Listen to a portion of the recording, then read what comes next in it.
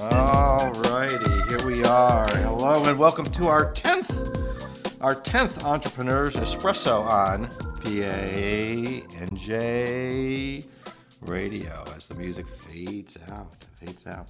So, our guest today could be considered an entrepreneur, even though it's based on very old technology. So, we will meet our guest in just a few minutes. So, we'll talk about some of that old technology that's kind of coming back. But before we get started, I want to share a special event that my company, Amplify Your Voice, is co-producing with the Dragon Boat Adventure folks on the Delaware River. It's not quite the technology we're going to be talking about today. It's, in this case, dragon boats. We are going to have the inaugural paddle battle dragon boat race, New Hope versus Lambertville. It's going to be for all the marbles, as they say, all the marbles. It's going to be on June 3rd, on First Friday, probably about 5 to 6 o'clock. We expect to raise over $10,000 for multiple charities, including ones related to our police, fire, and EMT and rescue. We're going to have a party. At Bucks County Playhouse. They're throwing us a party. So we're going to have a watch party and an after party, and they're going to include a special drink, their Dragon Punch. And don't ask what's in it. I think they just find whatever's left on the shelf, and that's what they make. They're awesome stuff. The splash boat, the splash paddle boat, will also be in the water. That'll be our finish line. And this whole event will be covered live by PANJ Radio. And you could be part of this event because you can sponsor a boat. You could sponsor a captain. On the New Hope side, it's going to be our guest from last week, Mayor Larry Keller. He's going to be the captain on one boat, and we haven't figured out the Lambertville captain yet. We have officers, police, fire, EMT on the boat, and you can sponsor them. Or you can even be on the boat yourself. So you can sponsor yourself into a rowing position. So that'll be cool. Be part of the team. And we'll give it lots of social media coverage to go with it. Learn more about it on our Facebook page, and or you can just email me at dragon@ampyourvoice.com. So let's go back to our show here. So that's different kind of technology. All right, we often do think of entrepreneurs as someone that is breaking new ground, creating a new widget that everyone will soon need. Maybe it is taking something old and revising it in a major way, such as replacing a telephone with an iPhone, or both are communication devices, but, they do the same thing, but one is completely different from the other. Or replacing oops, my voice just changed here a little bit, so hopefully Vinny's got everything under control. It just sounds weird. How about the new low energy light bulbs replacing the old ones that were done by Thomas Edison. However, if you took something that was old technology and brought it into town without really changing the technology, we'll talk about that, is that and being an entrepreneur, so yes it is. Delivering history to the modern era, yet keeping it in its original form. No doubt, bringing back something from the days of old, certainly a valued business. What could this be old technology be? It isn't the dragon boat, that's for sure. Not all businesses are welcome with open arms. Sometimes awakening the past or even creating the future can put people on the defensive. Often this happens when there are rumors and not enough facts or discussions with the affected populace. On the other hand, people often see the idea and inspires them to find ways to be involved or create a symbiotic product or service. Or you just can't wait to climb aboard. So let's get right to our guests. Scott Kiwatkowski. That's it? Kind of sound right? Okay. President of the Black River Railroad Historic Trust. And now you know, the old technology we're speaking about is the railroad, the old historical railroad. And in this case, the train is coming back to Lambertville. So Scott, welcome to the show. Thank you. Thank you for having me on. As you said, I am Scott Kiwatkowski, the president of the Black River Railroad Historical Trust. I've been with the railroad itself for almost 25 years. I'm a volunteer. During the day, I work for one of the major power companies in New Jersey. And by night, or by day, or by every weekend. Weekends, yep. Yeah. I am the president of the Historic Trust. We operate passenger trains between Ringo's and Flemington Those are operating now? Those are operating right now. We've been running our passenger trains for the past 50 years. Last year, we celebrated our 50th anniversary. Wow. And it was quite special because we are one of the only, or probably the only, tourist railroads in the country that we started our very first season with our number 60 steam engine, and that pulled our 50th anniversary train. Okay. So 50 years to the day later, our 78-year-old steam engine is still going strong. Still steaming along. Yes, it is. Okay. Wow. Yes, it is. And so what got you into the railroad? Have you ever been involved with the railroads? Probably like most children, they got a train set when they were younger. I grew up in a town that had a large railroad yard, and I was just always interested in railroading. Okay. At some point, I got involved with the trust, with the railroad itself, 25 years ago, and been with them ever since. And the past 3 years, I've been their president. Okay. And so a little bit of history about the railroad. That, as you said, has it always just run from Ringo's to Flamingo? Where did I get that from? From Flemington? Or has it always run up and down up to Lambertville and then at some point stopped? Well, I could back you up and give you a little history. Yeah, please. So the railroad's been around since 1850. So the railroad itself was originally built by the Belvedere and Delaware River Railroad Company. It was actually overseen by a gentleman named Ashbel Welsh. Okay. Now, Ashbel Welsh may not mean much to most, but I'm sure most of the people in Lambertville can appreciate the beautiful brownstone City Hall. Okay. That was Ashbel Welsh's home. Oh, okay. And he helped build the railroad and the canal. In 1854, a branch of the railroad came off and went towards Flemington, and that became the Flemington branch. Okay. And they ran passenger trains all the way up until 1931. And then in 1931, when passenger service was dwindling, buses took over the chore of transporting people back and forth Okay. from Lamberton to Flemington. Okay. So what we do at the Black River Railroad Historical Trust is run a tourist passenger operation, and we have a regular scheduled train that runs between Flemington and Ringo's every year between Memorial Day and Labor Day. Okay. And then we do some special events outside of Memorial Day and Labor Day where we have some pumpkin trains. Mm-hmm. And then we also obviously have Santa Claus trains, which is a huge event for us. And Sure. we do a very good job with that. Yeah. Okay. And then so at some point the trains did run Yes, so to Lambertville. we ran, since the railroad had started, we ran passenger trains down to Lambertville. And around 1997, we stopped our last regular passenger train. And at that time, the city of Lambertville wasn't what it is today. Right. The Okay. city of Lambertville was some abandoned buildings. The Lambertville house right across the street from the radio station here was abandoned. It was pretty run down.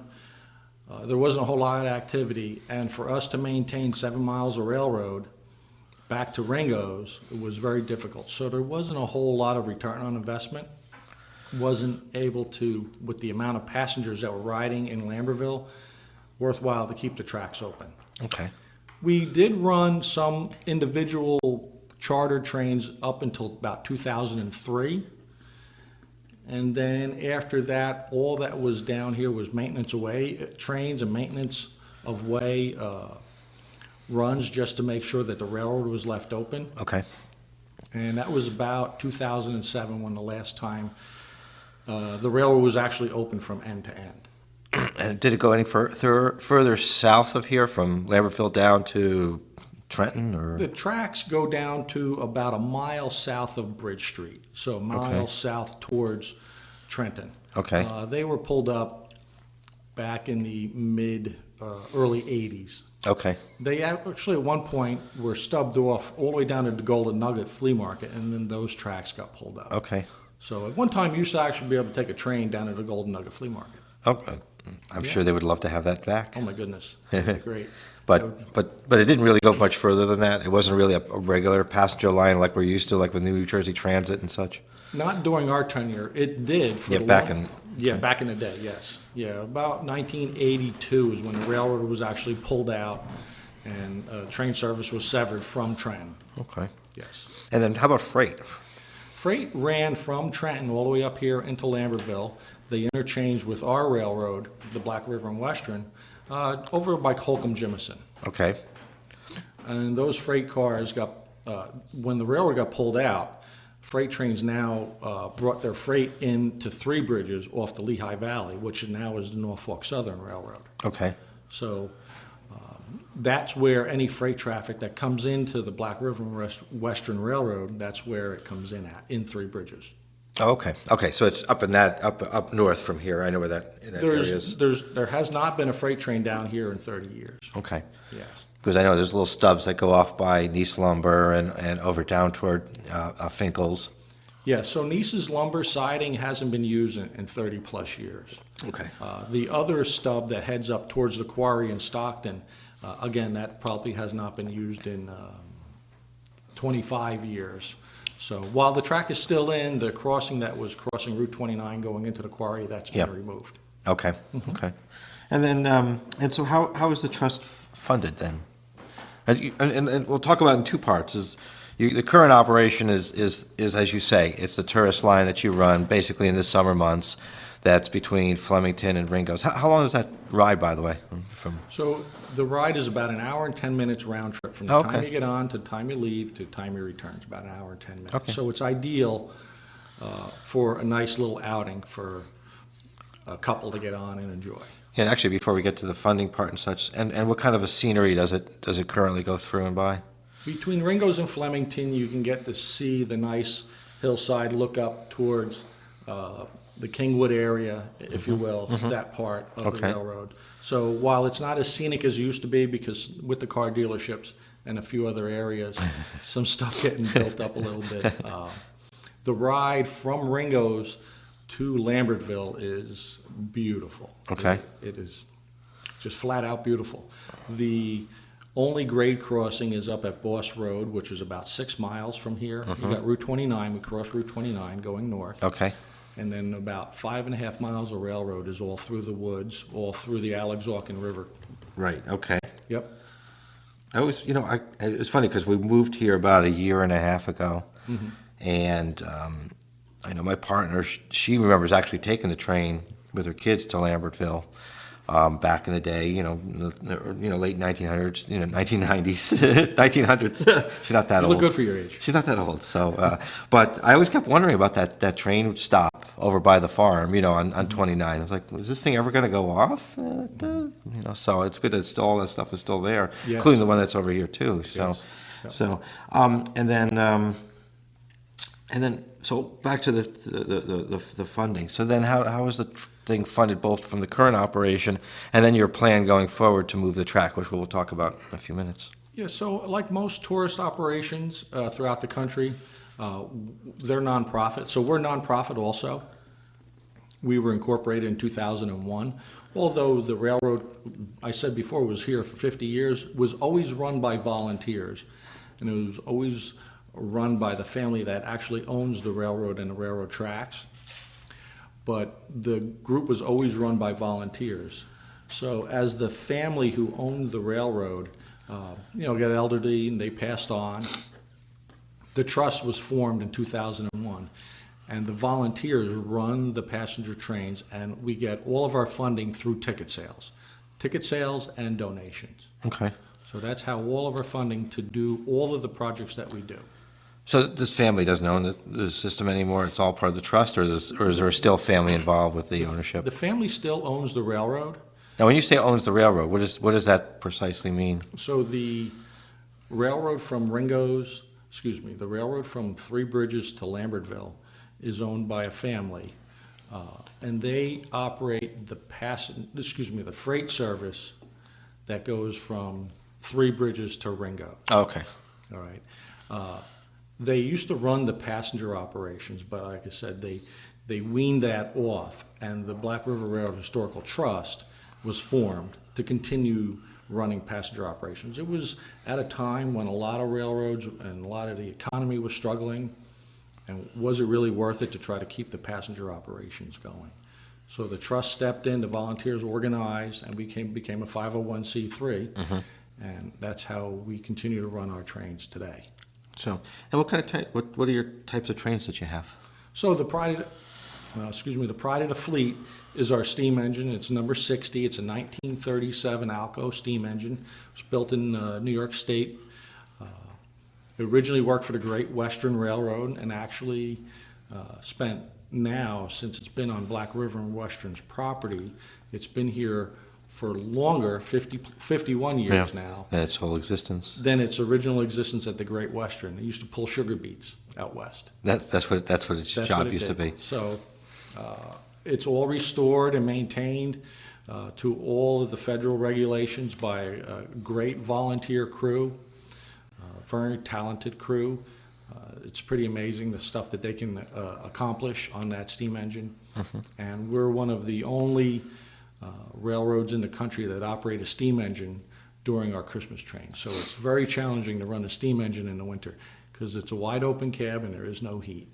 And Other than that big boiler. I was going to say, is there a lot of heat coming out of that stove? Yeah, but with the open windows, it can get pretty frosty. It gets cold in there. Okay. Yeah. You get cozy to the boiler every once in a while. I guess you get really, yeah. And is that coal or wood? This is coal. Okay. Okay. And that's the prototypical train we always remember seeing with the steam coming out, the big funnel in the front, and very iconic for photographs. Not quite like the electronic trains they have now. That is correct. Now, what we also have is we have a couple of diesel locomotives, and those all run on a biofuel, which everything is much more environmentally friendly now.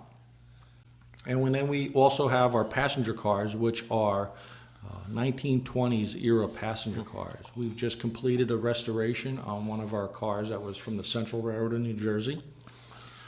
Car was beautifully restored with the mahogany wood inside, the stained glass vents in a clear story, the nice green velour seats. It's just a fabulous car to see and ride in. It really looks fabulous. Must take a lot to restore these cars, though. Yes, a lot of thousands of man hours. Oh, really? Thousands of man hours. And we're currently just beginning our restoration on another Delaware, Lackawanna, and Western car. Again, 1920s era. Okay. Another beautiful old car, more steel interior on it, so it'll be a little less work needed because the woodwork just takes a lot of time. Okay. Steel is you sand it down and paint it. And we also have a caboose that we offer for charters. We also have another car that is a lounge car, bar car. There's a bar in it. There's some booths. Oh, really? There's some open area. Nice. That we can provide charters for weddings, 50th anniversary, 50th birthday parties. For whatever anybody can dream up, we can have a party for them in that car. And Take it for a train ride. Wow, that sounds great. And what's like an average ticket price for like this, the passenger, the tourist ride? Just give sense for people what they're The tourist what they ride should come is for. $14 for adults, $7 for children, Okay. and under the age of 3 are free. Oh, that's pretty reasonable. Good. Very. Yeah, we are one of the more economical tourist railroads in the area. Okay. Yes, and we pride ourselves on that. We're nonprofit, so everything we make goes right back into restoring the cars, educating the public. That's part of our mission, restoring railroad history and heritage. How much does it take to maintain the tracks too? And now we're not talking about the new stuff that you're working on, but just the current. The current stuff, for example, it's about $50, $55 for a railroad tie, one railroad Wow. tie. Okay. And there's about 2,400 ties per mile. Okay. So if you do the quick math, it's a lot of money. But fortunately, we're all volunteers, and we install them ourselves, so we can really make a good bang for your buck. If you had to hire somebody to do that, it'd be about $150 per tie. Right. Exactly. Yeah, I grew up in Whippany. Do you know the Whippany train station? I'm familiar up there? with it, yeah. Okay. Good organization up there. Yeah. And they're the same way. They do the tourist trains. They have Easter trains. Yep. I have a good friend of mine. He was actually best man at my wedding, and he's all been part of that railroad for quite a long time. And they're all volunteers. But I like wandering around there as a photographer, just seeing all the trains apart as they're piecing them back together. So it's quite an interesting thing to see that kind of history. Yeah, one of the things we also do is provide locations for movie shoots, music videos, engagement photos. We've done a number of that last year.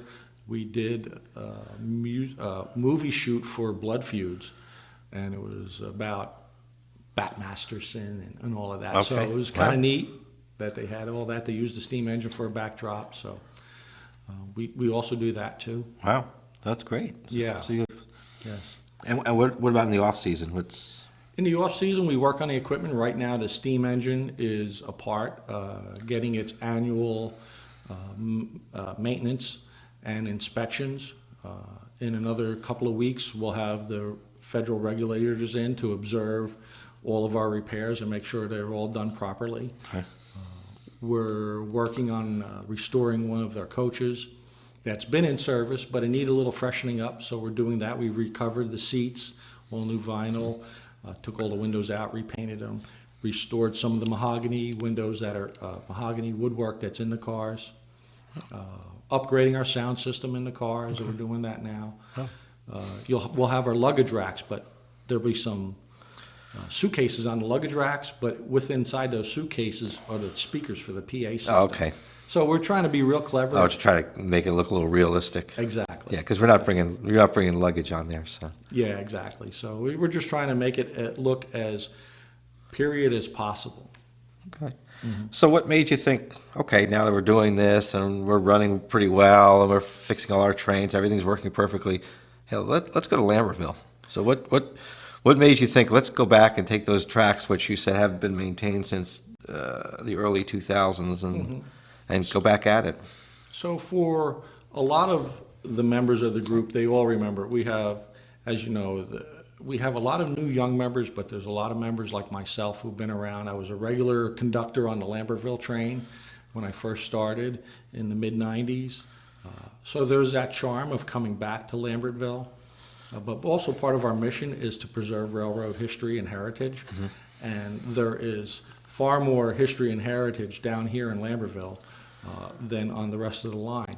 Lambertville was actually a very large area for railroading, and actually they used to build steam locomotives right down here in Lambertville, just south of the station. Did they?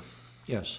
So as the trust grew and we got our foothold and we really started doing well for ourselves, and we increased our ticket sales, increased our ridership, we went on a multi-year project to investigate if we could get back to Lambertville. What is really involved in getting back to Lambertville? Okay. And we put our heads together and realized that we could do it. We could Okay. get back to Lambertville. All the track, most of it is pretty sound, the bridges. There's going to be some work needing to be done on the bridges. We're going to have to put new timbers on the bridges and spots. We have already begun some inspections. It's all, again, federally regulated, so it's not just, hey, Joe volunteer going, hey, does that bridge look good? No. Yeah. We have federal inspectors come in, and they will have to do an engineering survey of the bridge to make sure that it's in good working order before we can bring a train across it. So we're in that process. Wow. And so, and what's the distance then from Lambertville to where the train currently goes to? I guess Ringo's is the furthest south. Yeah, so Ringo's is about milepost 7. Okay. And down here at Lambertville Station, just a little south of the station, is milepost 0. So Okay. we're about 7 miles. Okay. Plus, is it 7 miles round trip from Flemington? So from Flemington to Ringo's is. Flemington to Ringo's is about 4.5, almost 5 Oh, so you're really miles. extending it. Okay. Yes. Okay. Wow. And the purpose is for tourism at this point. Yes, that's correct. Tourism, we see it as a natural extension of growing our organization. Like I said before, Lambertville wasn't what it was 15 years ago. It's turned around tremendously, and I think by us bringing the train back, it just adds another piece for Lambertville to just continue to grow.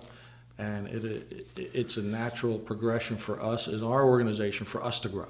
Yeah, and the town has changed. We've had the mayor, we've had quite a few business owners here, and the arc for Lambertville has definitely been going up. So it makes good sense to bring back a train, bring back the history, continue to make this town the tourist destination that we're working to make it. So Yes, absolutely. terrific. Wow. So let's see, where are we? And how are we doing with time here? Because my clock is close to. What? 1 minute. See, I knew that minute was coming. My brain was saying we have 1 minute to come up. So we're gonna take a break at this point, because what we're gonna do is we're gonna come back in the second half and we're gonna talk a little bit more in detail about the train coming to Lambertville and some of the challenges associated with that. So Scott will be back in just a few moments. And there's the.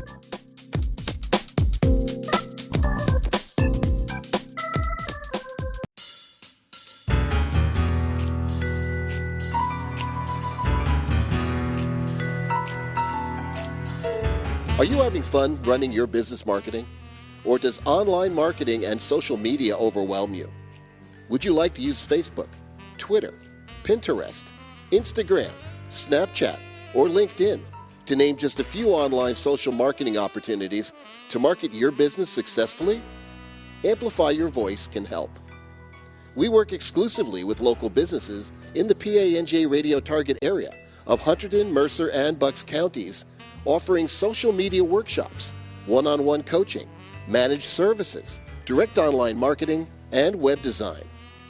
Contact us today at 973-615-5287 or email us at radio@ampyourvoice.com for a free no-obligation review of your online marketing.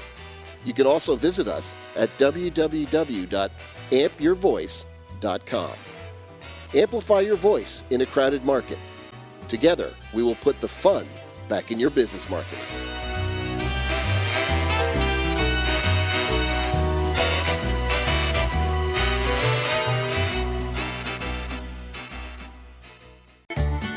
It's all authentic comfort food at Bitter Bob's in New Hope. Bob serves mouth-watering barbecued pork and chicken dishes, signature sloppy sandwiches, homemade cornbread, macaroni and cheese and collard greens, all the great southern dishes you crave for.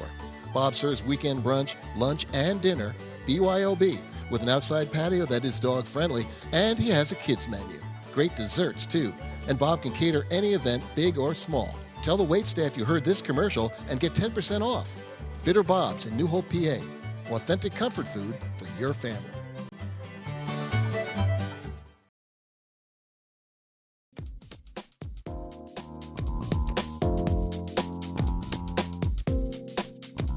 Again with, there's my wacky sounding headphones again. Back with Scott Kiwatkowski. God, I'm bad with names. Don't ask me how to spell it. Quiet, Q-U-I-E-T. No, not quite. Okay.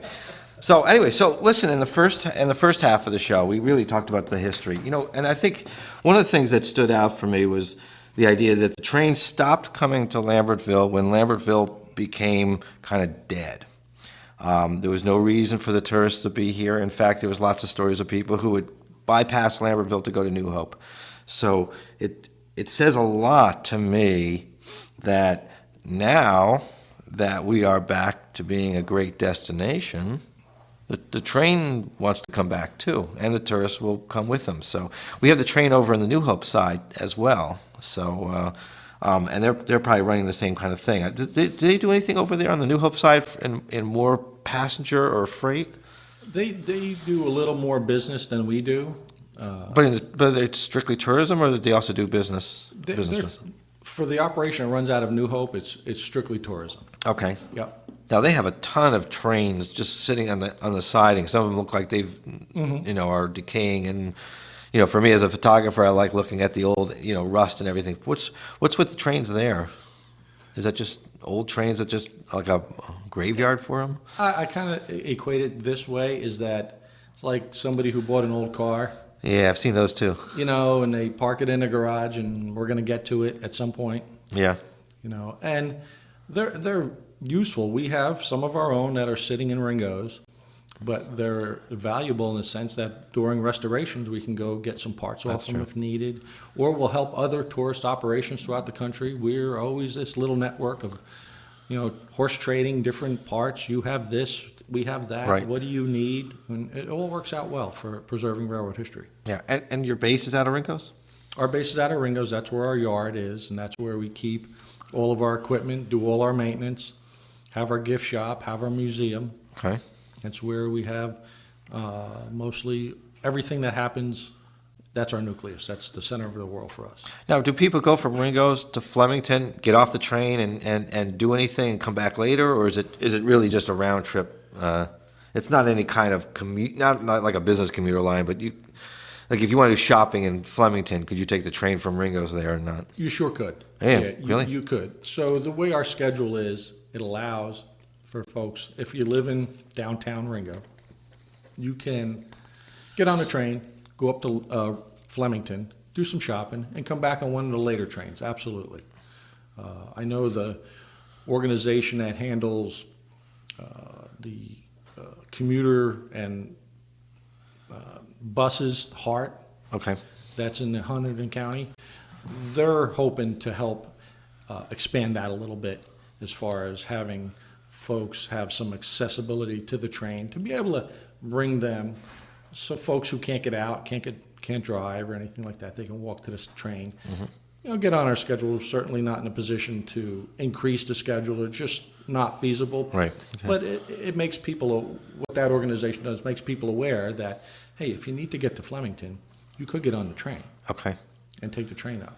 Yeah. So it's it could be quasi commuter in a sense. You don't want to do it like from a business standpoint, like a New Jersey Transit, but you could if you need. Certainly are not any way, shape, or form of a commuter. We're purely tourists, but folks could utilize it that way.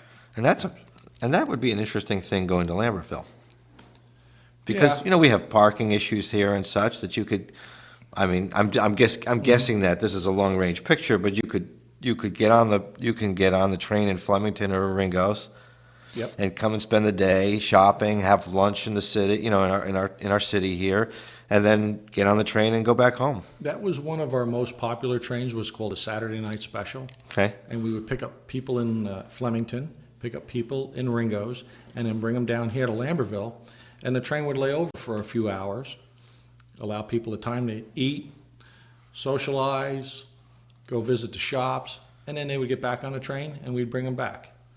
And it provided a nice opportunity. It was a very popular train for us, and that was probably the one that is missed the most, because couples got on, families got on. You were able to come down here and just have a good time and then go back. I could tell you right now, that sounds like a perfect, that's a perfect solution to a lot of the parking problems here in town Indeed. as well, bringing people, more people, excuse me, into town and such. So, what's your time frame for this, by the way? So our current schedule is to get to what's known as Bound Station by the end of the year. And what is Bound Station? So Bound Station is about 2.5 miles south of Ringo's. Okay. And at Bound Station, there's Woods Edge Farm. Woods Edge Farm is a alpaca farm. They have yaks. They have alpaca goods, their wool. You can get some other products there. And they also host events in their big barn. So we're working with Woods Edge Farm to do some additional activities. It's the easiest and quickest way we can start to really get the south end of the railroad, what we call the Alexauken Division, because the railroad was laid in the Alexauken Creek bed most of the way down, so it's called the Alexauken Division. So it's our easiest way for us to get some activity on the south end of the railroad, start getting some revenue in to help continue to rebuild the line. And I'm sorry again, so when was that scheduled to be? That we're scheduled to open that at the end of 2016, offer regular trains down there for 2017. Wow. Yep. So we're really talking out there. And then now, going from there to? So what we also plan on doing by the end of the year is have the railroad completely clear of brush and debris to allow maintenance away equipment to travel all the way to Lambertville. Okay. So we will, once we get that cleared, we'll begin our regular inspection, start evaluating what we need to do to get the tracks back in service, so we can start bringing a train back to town. So you can bring like a train car, basically, a light one probably, down through the whole distance. Yes. To see, okay, these ties are, broken. In fact, some people saw markings on ties, some painting on ties. Yeah, we have not begun to mark any ties in town yet. Oh, okay. Yeah, so I'm not familiar with what markings they're talking about, but that is exactly what we would do. We would come down, we'd walk along the tracks, and we'd start marking ties, or this one's got to be replaced. We'd walk a little further. We have to fix this one. Maybe the railroad is shifted or adjusted, settled a little bit, and we make those marks and we adjust the railroad accordingly. And from what you've observed, though, what's the general prognosis of the tracks? Are they pretty good shape? The or- railroad, the piece that we just recently trimmed between Bridge Street and Coryell Street, Right, okay. looks in pretty good shape. What is there was the old main line of the railroad, so it's heavy rail. Heavy rail provides some structural stability just Okay. because it's a thicker, bigger rail. Okay. So overall, that looked pretty good. We're going to have the rest of it. We're going to begin clearing the rest of it soon, and we'll continue to evaluate it. Okay. And what challenges do you see? Or I know what you say. You said you haven't really inspected everything yet, but are there any areas that you see some real challenges? Well, our biggest challenge is once we get below Woods Edge Farm, once we get below Bound Station, that's about milepost 4.2. Okay. That next 4 miles of railroad, there's about 6 or 7 bridges. While it's very pretty and nice to ride through the woods and go over the bridges and the creeks and the streams, the bridges take a fair amount of maintenance. So there's a number of bridges that are going to need some inspection work. Right. And the timbers on bridges are much bigger than a regular railroad tie, so they're more expensive. So it's a little more labor intensive to replace the timbers on the bridges. So that's where that's probably where your biggest capital is going to be. Probably, yes. Yeah, fixing those bridges. So, and so what are you estimating then for your grand arrival into Lambertville? It's hard to say right now. We're kind of evaluating as it goes. I would say we're within a few years of coming back to Lambertville, but we've begun that process. So it's entirely possible that we might begin some operation where we can't run a regular train over, but we can do what's called a ferry move, where we actually will just take the train and tiptoe it down over the tracks, Okay. get into Lambertville, rehabilitate the railroad from Lambertville Station to Holcomb Jemison, Right. and then we can provide an opportunity for somebody to take a little train ride, maybe go up and see Holcomb Jemison, visit the farm museum, and then come on back. And it's just another activity. So we can put that 1 mile of railroad back in because there's only 2 bridges there Right. that we have to cross. And those bridges have received some maintenance work in the past 10 or 15 years. Okay. So not much involved there, just maintaining what we have that runs along the canal. Right. Okay. Well, and that's an interesting way of getting people used to the train and kind of getting people to perhaps start to donate toward the train is to have that little 1 mile little excursion, which is kind of short but kind of fun. Yes, absolutely. We're looking forward to that. And if you look at most tourist railroads, their ride is an hour or less. So having that little opportunity where we actually will have a destination. So if you want to go see the farmstead, it's not real easy to walk up to Holcomb Jemison. It's not real easy to get to. But this would provide an activity for them. This would boost their attendance over at the museum. Sure. So it's a win-win for both of us on that one. Well, I live along that pathway, so I know the bridge where the what we call the art bicycle was hanging. So that that's pretty close to my house. So that's kind of an interesting that'll be an interesting view to see that happening there. So so we have had some questions. Timing was one of them, and you've kind of answered that. And I've seen some of the activity that has started, the cleaning. In fact, our own Rob Bell took photographs and posted on Facebook about the section by Coryell being cleaned. So all of a sudden now people are, asking questions. I try to tell people sometimes I think it's going to be quite a few years, but I think it's, when you start to see things happening, it seems like it's going to be like the train's going to arrive tomorrow. So yeah, and that's not the case. No. So- we're working on it, but we have to take our baby steps, if you will. yeah. Do you have any right-of-way issues? I mean, I know you own the right-of-way. The train the Historical Trust owns a right-of-way coming through, but have people encroached with patios and fences and things of that nature that you're going to be concerned with? We have seen a little bit of it, but again, we want to be good neighbors. So Just like if you built something on power line property, you know, they're not in there to tear it all out. We're not in there to tear things out. If you have something that's built essentially on our property, Right, yeah. we'll go in and we'll say, hey, look, in a little while, we're going to be coming through with the train, so you're going to need to move your patio off the railroad tracks, which really wasn't a good idea to begin with. Well, there's somebody has patio on the railroad tracks? There's some spots where there's some, yes, yeah. So, but we've already spoken to those folks, and they understand. We're not here to make enemies. We're here to just, work with everybody, because I think it's a great opportunity for everybody here in the city of Lambertville. Well, there's probably a thinking that the trains would never come back, and the track looks so bad, and it'll just never happen. So, hey, why not? Nobody will notice. So, but oops, okay. So Yeah. a little cleanup will happen there. Questions I got were, and again, people see this as imminent, not 2 or 3 years from now. So the questions were things like, like what kind of hours of operation and the whistles and things like that coming through town. People were concerned with the noise.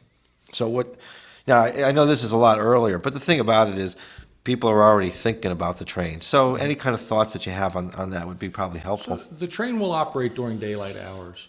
And I can compare it to our Ringo's to Flemington operation. Yeah. We run during daylight hours from around 11 a.m. to 4 p.m. in the afternoon. Trains come and go about 3 or 4 round trips a day. Okay. So if you live on the north end of Union Avenue and the train's going to go by your house, first of all, we're only going by at about 10 miles an hour. Okay. And a 2 to 3 car train, locomotive and 2 passenger cars, will go by you in about 20 to 25 seconds. And then we're gone. Okay. We're not storming through like New Jersey Transit on the Northeast Corridor, making a lot of racket. The train, believe it or not, and this is unfortunately why people get run over on the railroad tracks, is because the trains actually can roll along quite silently. Okay. So if you often wonder, hey, how the heck did somebody get run over? It's because the train just sneaks up on you. Really? Yes. So for those folks, we know that there's some people that live within a couple hundred yards of the tracks, but the train, like I said, will roll right by nice and quietly. There's no crossings there. There's no reason for us to blow the whistle. We do have to blow the whistle and ring the bell when we come across Bridge Street and Coryell Street. But other than that, it'll be pretty quiet when it goes by. And at times you might not even notice it. Yeah, right by the farm, there's a couple houses that I know, and I do know one of the owners is a little nervous in that area because she says it's within a short distance, if you will, from the track. Is there fencing there at all? Is there any kind of barrier in some of those places? There's no fencing. Most railroads don't have any fencing. High-speed commuter lines do. But there is no fencing there. And again, that's part of the railroad where it's just nice and quiet. We'll just be rolling along. I'm also an engineer, so from an engineer's point of view, that's a part where we're just almost coasting through there. Okay. So the locomotive's not really making a lot of noise. The cars aren't really banging around. So it's going to be pretty quiet. Is there stretches even now up to from between Ringo's and Flemington that you're opening it up and going at a faster speed, or is it? Well, we don't go no more than 15 miles an hour. To begin with, okay. To begin with, that's Yeah. it. It doesn't. A tourist railroad doesn't generally go any faster than that because people are on there for a train ride. And they're not trying to get from point A to point B. Sure. So they'll just enjoy the train trundling along, and it gives you the opportunity to look at all the scenery. So we will not go any faster than that. We never really have. Okay. Yeah. We talk about bullet trains and 15 miles an hour. It just brings you back to a different period of It time is. when you didn't have to rush around so much. Bicyclists can go faster than we can. Yeah. Wow. Yeah. And now there's a couple abandoned trains along the route. Actually, there's one I know of that's by Nice Lumber, and I know there's others that are south that are probably aren't may or may not be impacted, but what's the stories with those? So that was equipment that was brought down here and kind of left over from the operations back in the late 90s. And for one reason or another, they were just left here. There's no value to those? They Other than the iron scrap, Yeah. the one car that was further up near Nice's, Yeah. near the north end, another railroad in the middle of Pennsylvania harvested some parts off of that last year to restore one of their cars. Okay. So at some point, once we get things opened up, they'll probably go away at some point. Well, is that on the track though or not? It is on the track. Right, so it'll have to be moved at some point. Those cars are not in the way of our trains. Oh, they're not? They're not. So they can sit there, but we're in the process. We'll get them out of there, get them cleaned up. Where's the track? Is it on the other side? So when you come when the train crosses Route 29, Right. it's coming into town, Right. crosses over the canal, and once it gets across the canal, there's a switch. Ah. And that switch is for the quarry branch, and that goes north towards Stockton. Okay. And that's where that train car is sitting on the quarry branch going towards Stockton. Oh, okay, okay. So that brings me to another thing too. I mean, then that you've bitten off a big chunk to begin with, but is any thoughts of the train going north to Stockton and Milford in that area? And is the track in any kind of good condition going up in that direction? North of town, the train from Lambertville Station north, the tracks only go not quite 2 miles and then they stop. And that's where the canal parks continue. So the tracks have been completely removed north of the quarry. So if you're on Route 29, you know where the rock quarry is. Right. From there, the tracks don't exist. So we could never get back to Stockton if we wanted to. Oh, okay, okay, Yeah. okay. And as far as trying to use those tracks for some type of excursion, we may, but It doesn't go very far. no, it doesn't. So it's not worth it for us. We never did in the past. It's not likely we'll ever do it in the future. It's not worth actually building, in this case, really putting brand new track in.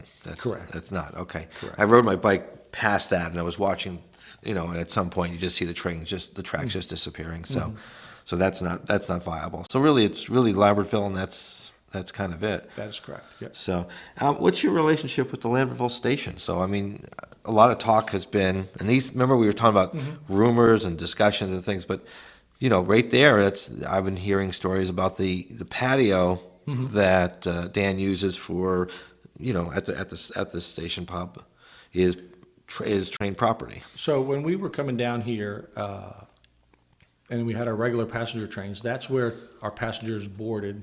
It was a train station. That was our train station. That was our train station. Now the inn is using it for that, for the dining.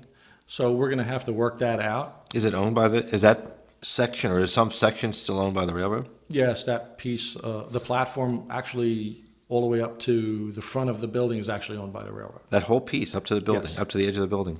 Yes. Okay. So the whole platform. So it'll be a little while before we get there. We've already met with Dan once and Okay. explained to him what's going to happen. Again, it's a couple of years removed, but it's something we're going to have to think about how we're going to bring folks into town and where they're going to get on and off the train. So we'll have to sort that out. And I'm sure, like I said, we're going to try to be good neighbors, so we'll work something out. We have a fair amount of railroad that goes past Lambertville Station, and it goes even down past where the hotel is. Oh, okay. Right. So there's a fair amount of railroad down in that area too. And I think they're talking about doing some parking down that way too, so it might all dovetail quite nicely together, in fact. Yeah, we're unsure how that's all going to work out. Okay, is some of that parking on railroad property, or? Well, the railroad owns a fair amount of property down in that area. Okay, Yeah, so we haven't really gotten that far to figure out how that's going to all work out, and Right. who's responsible for what, and who owns what property and all that. is that old white building that's down there? I believe that old white building is owned by the inn, but I'm not sure. Oh, okay. But there's other pieces of property that the railroad does own down there. We pretty much, again, have some property down in that area. Okay. And one question I had was, will you be storing trains on these tracks? They use a term, I forget what it was, but I mean, will you be having trains stored on track along the way? Yes, for us, we have no intention of ever storing trains here. We never did before. I know other commuter railroads, they'll store passenger equipment somewhere, but we won't, just for fear of It doesn't work out well for the way we operate, but our regular base is in Ringo, so everything will always return home to Ringo's and stay in Ringo's overnight. What's the time? How long do you think it would take to go from Ringo's to Lambertville and at that hefty 10 to 15 miles per hour? It takes about a half an hour. Well, that's not that bad. Okay. Yeah, it's about a half an hour. Okay. So we're hoping to maybe in spots we can increase the speed a little bit, but certainly not in this area. You know, Open it up to 16 miles an hour? yes, it's a blistering 16. Yes. I just can't imagine 15 miles an hour. I like speed. I would. Come on, let's race. You know. So, but I'm sure the tracks couldn't hold up to that. So, I'm trying to think of other questions that people had. But really, you know, that was really it. I mean, I think people were the setback from the track. So if you walk the track in any section, about how far on either side is owned by the railroad? In general, the whole railroad from the middle of the tracks on both sides is 33 feet in either direction, so about 66 feet wide. Really? Okay. That wide all the way through. However, in town it does get considerably narrower. So between Coryell Street and Bridge Street, we have only about 6 feet to either side of the railroad. Okay. 6 or 7 feet to either side of the railroad. Is that safe? If somebody's standing 6 feet from the side of the track. We would hope that people are smart enough not to stand that close to the railroad tracks, but we're not going that fast that if we saw somebody there, we'd ring the bell or give a little toot on the horn. Yeah. And hopefully they'd move out of the way. Maybe a big toot on the horn, yeah. Yeah, and then we get a little louder and we toot it a little louder, but in most cases people just step off out of the way. Yeah. And so now you got to cross Bridge Street, which is pretty, pretty busy. And those lighting systems all still working? They were probably. Have they been tested at all? It'll be once we bring the trains back. We'll definitely have to test them. And the same one over by the Holcomb farm. Yes. That big setup over there. So. Yeah. Okay. So and then that's it. So there's really no other plans. Then so really this is a big enough plan as it is. I mean, so how are you doing financially for that? Are you meeting your budget for that project?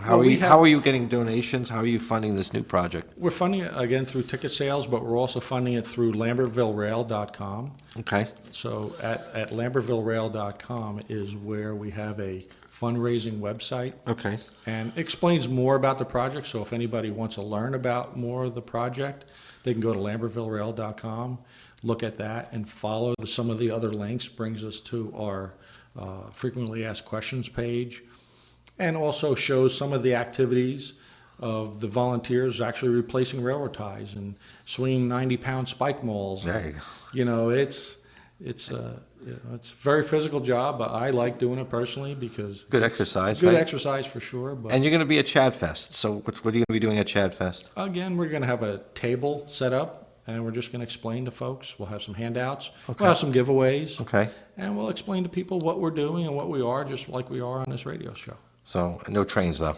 No trains. Okay, that was people thought there might be a train show up, so that's too bad. Yeah, I know. We'd love to have a train. Well, maybe next year because as you progress, as you said, that 1 mile stretch might become more operational, which will kind of be very interesting. So. Yeah. Well, that's awesome. I mean, I'm looking forward to the train. Yeah. I love that kind of stuff, and I think just the idea of making this town more of a destination, it seems pretty safe, and might solve some of the parking issues. So, I want to appreciate you coming to visit us, Scott, and telling us a little bit more about what's going on, and kind of thank you very much for having us. Giving us a sense of the timing and what's happening here. So a lot of people will be listening to the show because. Anything that affects their town, they're going to want to know about it. Yes. But we're years away. You're years away, and there'll be a lot more information to come. So, Scott, appreciate it. So, and anyway, don't forget about our paddle battle. We're going to have lots of information coming up about the paddle battle, how you can sponsor that, and you can sponsor the show as well. So, once again, thank you very much. This has been Stephen Harris on Entrepreneur Espresso on PANJ Radio. You don't get to hear the